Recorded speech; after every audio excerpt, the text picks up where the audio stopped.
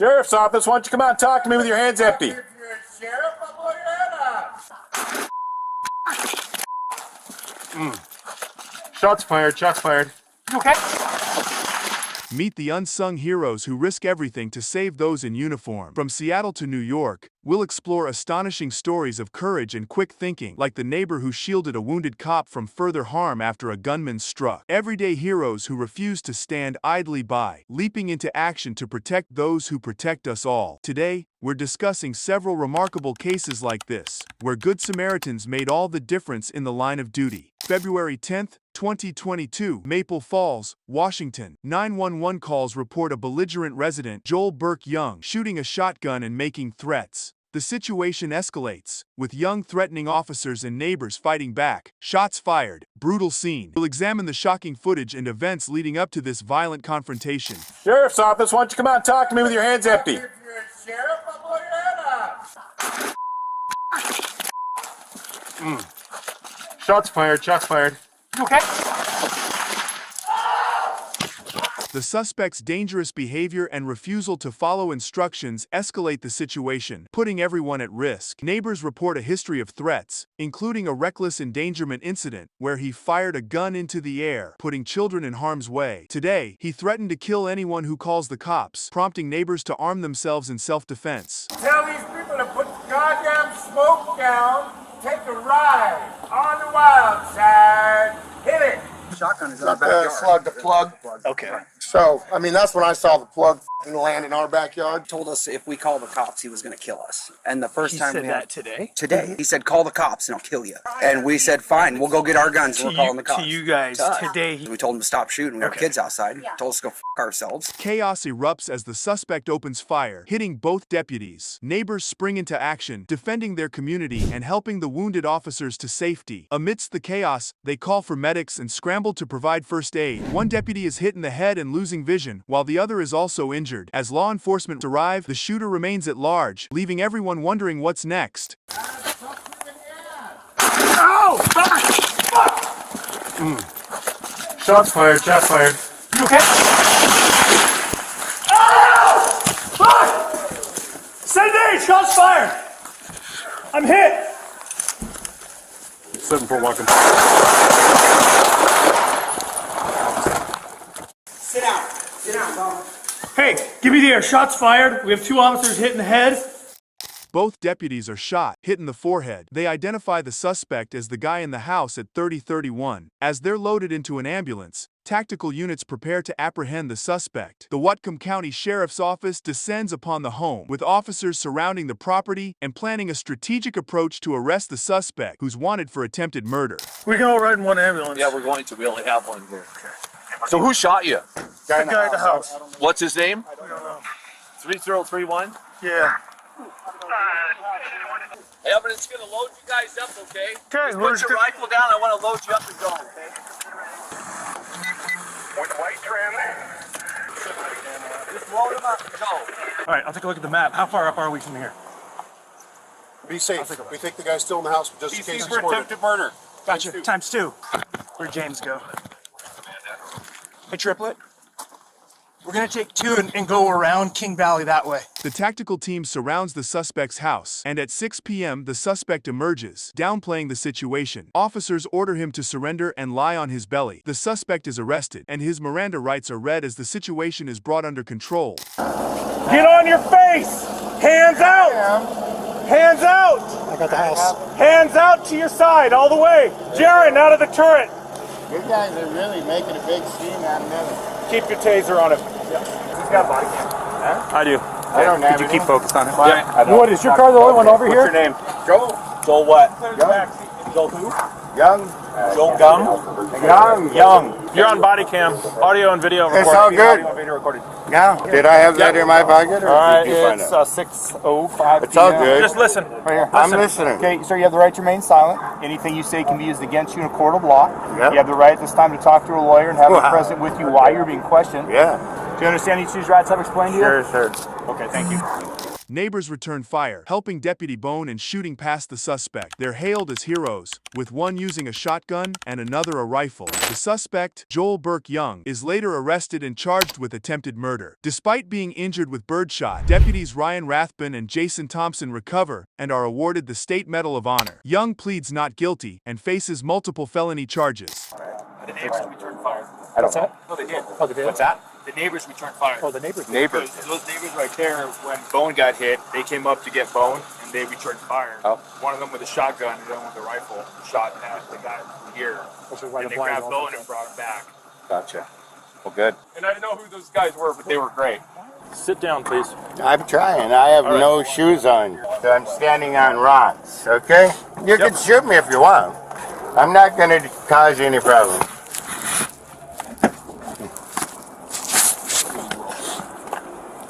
Officers rush to an emergency scene where a man lies on the road, receiving CPR from bystanders. People are pumping his chest and giving mouth-to-mouth resuscitation, while others direct traffic to prevent accidents. The officer arrives and quickly grabs the CardioServe defibrillator machine to administer a heart attack shock.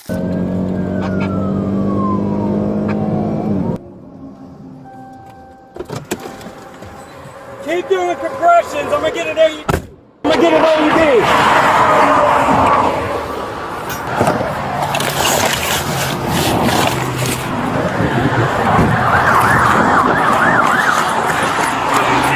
Keep doing compressions. I got this set up.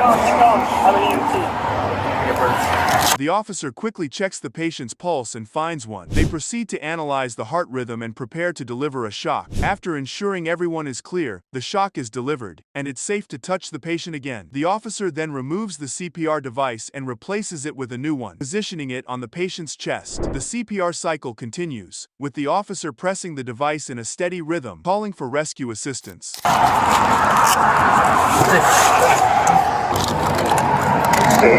Someone open those. You got scissors? Scissors? Sure. Yeah, keep doing compressions. Let's get the AED hooked up. When patient's chest is bare, remove the white square package from Is that this one? This is the cabinet.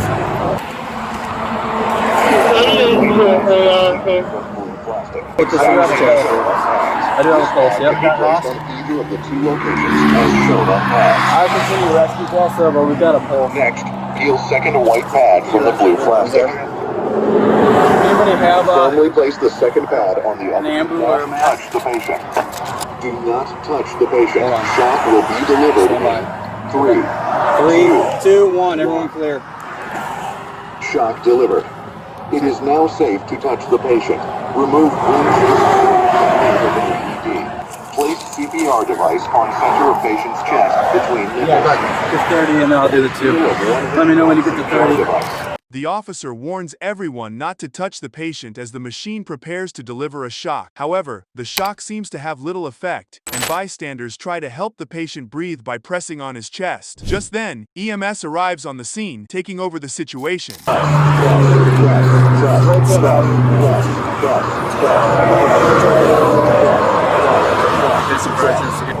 Analyzing. Okay, Please wait. Don't touch him, don't touch him.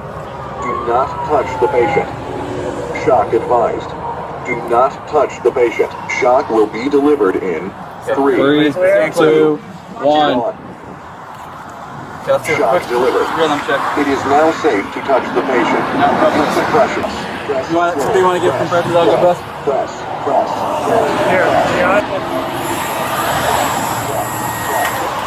Job behind you, Lieutenant.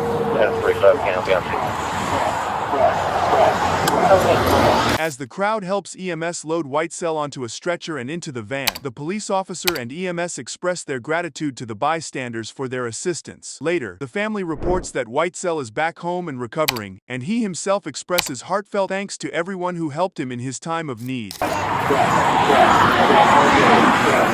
got legs. 1, 2, 3.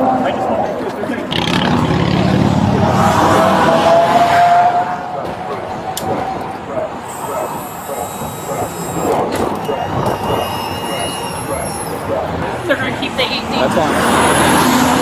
I won't leave it in the day. 3 times for the shock. 3? Yeah, it was 3 on shock. She gets 2 pounds per tonight. Is that on my side?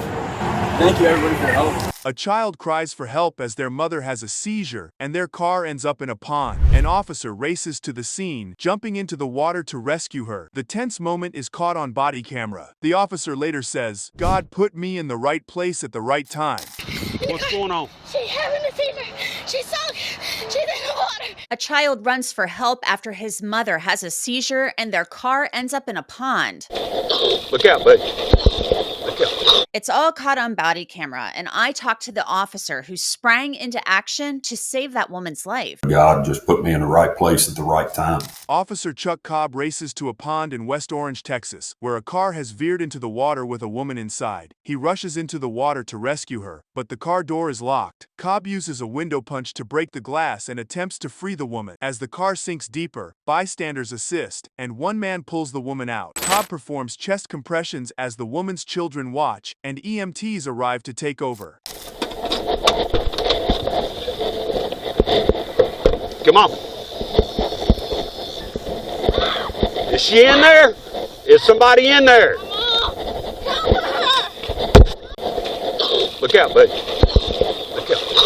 Is the car unlocked?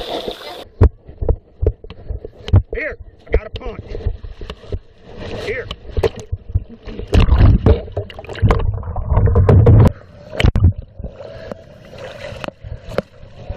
Get her up here. Get her up on hard, girl. Sadly, that woman, when she was pulled out of the water, she was unconscious. She wasn't breathing, and she did not have a pulse. Chuck Cobb worked with 2 men to get the woman out of the water. The camera from Cobb's cruiser shows an angle of the woman being pulled to dry land. Cobb performed chest compressions as the woman's children stood by, and another police officer arrived and then EMTs. Officer Chuck Cobb recalls the day a boy frantically ran up to his cruiser, saying his mom was in the pond after having a seizure. Cobb sprang into action, rushing to the scene and into the water. With the car doors locked, he grabbed a window punch and bystanders assisted, breaking the windows and rescuing the woman. When I saw a small child run down the middle of the highway, I knew something was going on, and when I pulled up, he was panic stricken. When he said that his mom was in the water, she had had a seizure, immediately put him in my patrol unit and headed down there and got in the water and tried to do what I could. And so you went back to try to get something to break the window, and then somebody else, a bystander, shows up and is there to assist as well. Yes, I had a window punch in my patrol unit. Once I realized that all the doors were locked, I went and got the window punch. By the time I got back in the water, one of the passerby, he had got in, so we were able to bust the rear window on the passenger side. And whenever I went around the driver's side, another passerby had got in and was able to get the windows punched out. And between all 3 of us, the guy that was on the driver's side, he actually got a hand in to her and was able to get her out, and we were able to get her on the bank. The boy's escape from the submerged car was aided by his quick-thinking sister, Brizia. As their mom had a seizure at a stop sign, Brizia got out to help, but the car suddenly surged forward, crossing the highway and into the pond. Brizia helped her brother escape through the back door, but it locked behind them. She instructed him to run for help, and he did, flagging down Officer Cobb on the highway. Was the boy, did it take the boy some time to actually get himself out of the vehicle once the car had gone into the water? And I didn't know the whole story until the next day when I was able to complete my crash investigation. They were at a stop sign. The mother started having a seizure. The daughter got out, went around to the driver's side to put it in park and help her mom, but the door was unlocked. The 16-year-old daughter, Briasia, was able to help her brother get out of the back passenger door. And then the door shut and they were all locked. And that's when Briasia told her brother to run for help. And he ran down the highway, and that's when I saw him. Despite being rescued, the mother's condition was dire. Doctors doubted she'd survive the night, and her situation remained grim for weeks. She battled pneumonia from water in her lungs, but amazingly, she made a stunning turnaround. After 3.5 weeks, she began to recover, and recently, she's been moved from the ICU to a regular room, a remarkable testament to her resilience. Well, when the ambulance transported her to St. Elizabeth's in Beaumont, I ended up going up there after I got done at the scene. And the doctor, I pulled him to the side afterward, and he told me, he said, "I don't think she's going to make it. She was too long without oxygen." For a couple of weeks, it looked bad. She kind of deteriorated, got pneumonia from the water in her lungs, and then she made a 180 and got better. After 3.5 weeks, they were able to take the vent out. Officer Chuck Cobb was recently honored by the city for his heroic actions. He describes the experience as humbling and expresses gratitude for the support from his co-workers and department. He's relieved the ordeal is over and thrilled the rescued woman is expected to make a full recovery, despite currently struggling with her voice. Cobb's selfless act saved lives and inspired others, a true testament to his bravery and dedication. And I know you were honored recently by the city. So what was that like? I mean, I know you said, God put you in the right place. But I mean, I think it's a really big deal. It was humbling to receive that kind of a commendation from our department and the city. A lot of my coworkers that work the same shift with other departments in our area, they came up there. And she's expected to make a full recovery. Yes, ma'am. That's what it's looking like, other than her voice right now. She sits there and whispers, but she's 100% talking, having a conversation. A dramatic scene unfolds as a Tampa police officer struggles with a burglary suspect. The suspect punches the officer repeatedly, but 3 good Samaritans jump in to help. We take you live to Himes and Ohio Avenues, where Evan Axelbank has the details on this heroic rescue. Tonight, first up at 10, have you seen the video? Watch as 3 good Samaritans step up to help a Tampa police officer. He was struggling with a burglary suspect today, and TPT says the officer was being punched repeatedly by the suspect. Witnesses saw the suspect reach for the officer's gun, prompting good Samaritans to act. Cab driver Ray Freeman saw the suspect pummel Officer Collins with 4 or 5 punches. Despite being tased, the suspect showed little sign of slowing down. Heroic bystanders rushed to help subdue the suspect.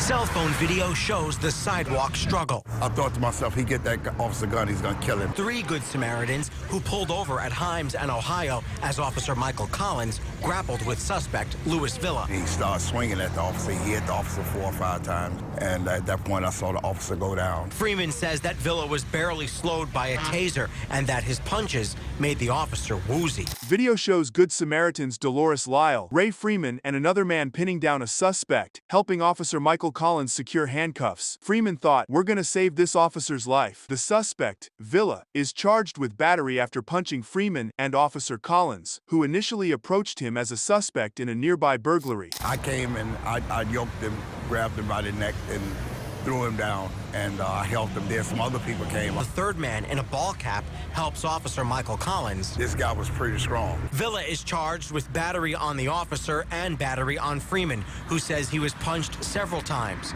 The adrenaline drew off, and I got real scared thinking about what I did, that I could have possibly put my own life in danger. Officer Collins, a 27-year veteran, was hospitalized with non-life-threatening injuries. Cab driver Ray Freeman, who helped apprehend the suspect, expresses relief and concern for the officer's well-being. The police chief thanks the Good Samaritans, calling it a miracle no one was seriously hurt. Suspect Villa faces charges including burglary, battery on a law enforcement officer, and battery on a Good Samaritan. The incident was captured on video, providing clear evidence for the court. Officer Collins, a 27-year veteran, was taken to the hospital with several non-life-threatening injuries. At the end of the day, all I want to do is go home, feed my family, and go home. And I pray that he's all right. A tense scene unfolded at Seattle Center as a man with a knife, suspected of stabbing a woman and threatening her 4-year-old child, was confronted by police. Witnesses urged him to stand down, saying, "Put it down, brother, it ain't worth it." The suspect, believed to be the child's father, had allegedly attacked the woman at a nearby pizza restaurant, bringing the area to a standstill.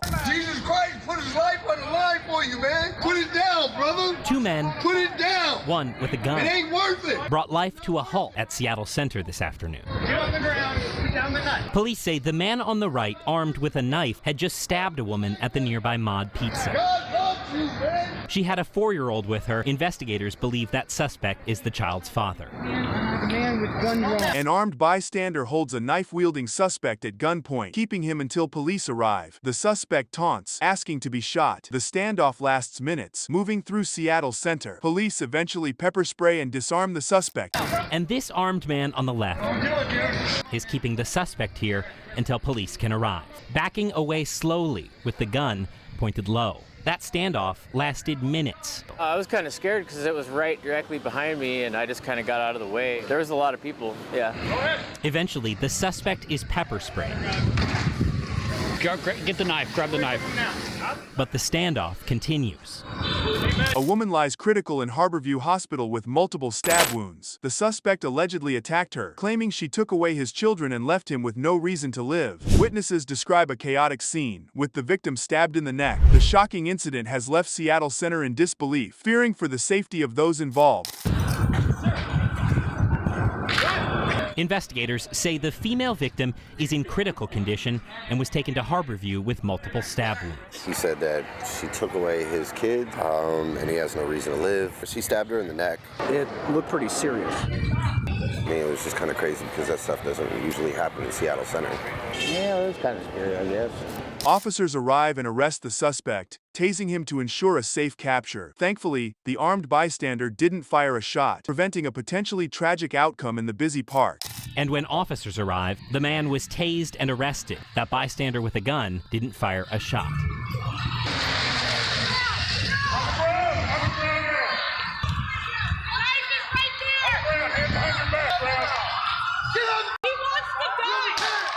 Leaving many glad this armed walk through the park didn't end much worse. A chaotic scene unfolds after a rear-end collision. The driver, Kayla, is agitated and tries to leave, insisting she has food in her car. The officer attempts to calm her down, but Kayla becomes increasingly distraught, yelling and refusing to cooperate. The situation escalates as Kayla tries to flee, but the officer firmly tells her she's not going anywhere. Oh my God! Why are you? Get away from me!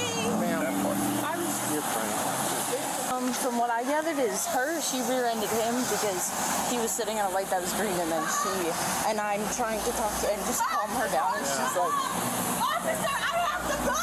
You can't leave yet. Don't leave! I'm in the middle of an order! I have food in my car! I have food in my car! Stand over here. Leave me alone. Babe, you need to get here. You need to get here. You need to get here. Kayla. I'm in front of Kayla, what happened? Get here now! These cops are me the off! Kayla, you're not going anywhere. You're not going anywhere. Kayla, detained after a rear-end collision, becomes agitated and tries to flee, insisting she did nothing wrong. The officer tries to calm her down, but Kayla continues to yell and resist, claiming the other driver was at fault. As the situation escalates, Kayla refuses to cooperate. Kayla becomes increasingly distraught as the officer tries to de-escalate the situation and conduct an accident investigation. All right, Kayla, you're going to be detained. You're going to be detained. Stop! Why are you running away? He wouldn't.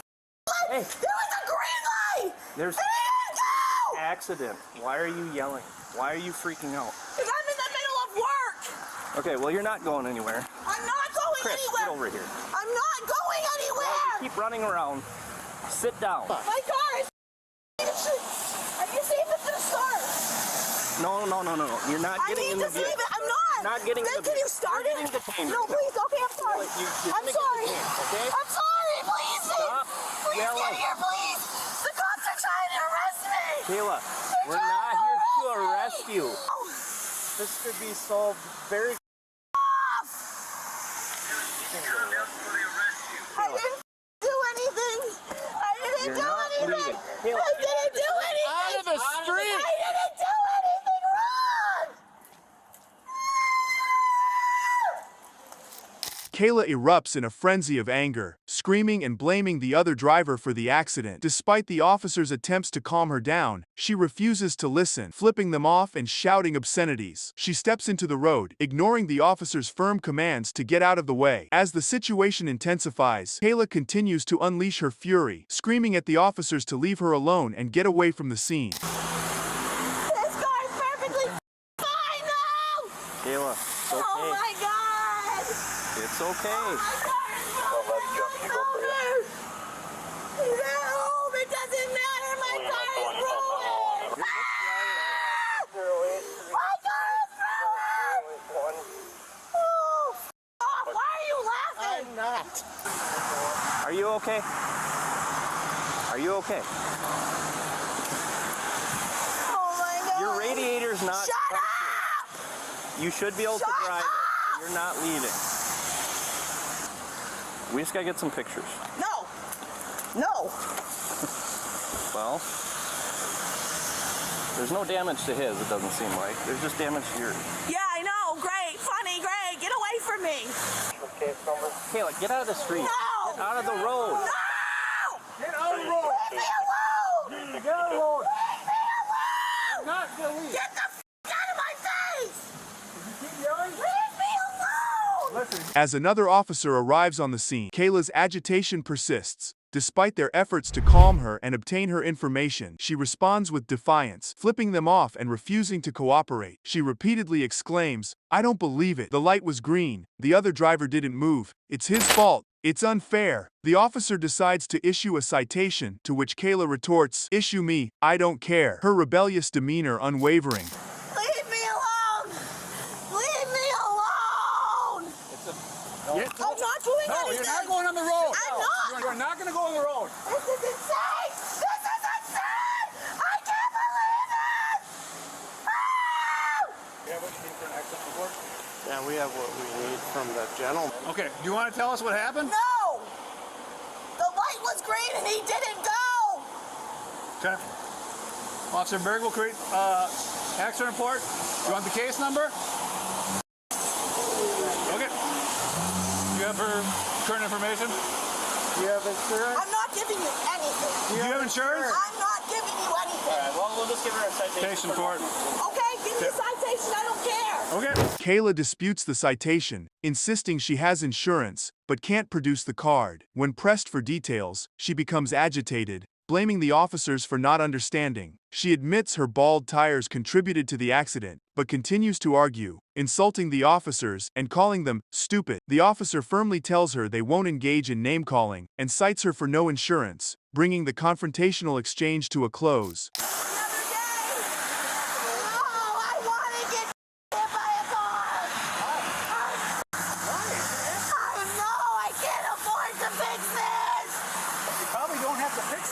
You guys are straight up stupid. Okay. I'm not going to put up with that. I don't. I'm not putting up with that. An insurance card. My insurance is through a different state. Through what? Okay. You can call Officer Berg tomorrow and let him know who your insurance is. No. Okay. Well, then you will be cited for that. That's fine. Okay. I don't care.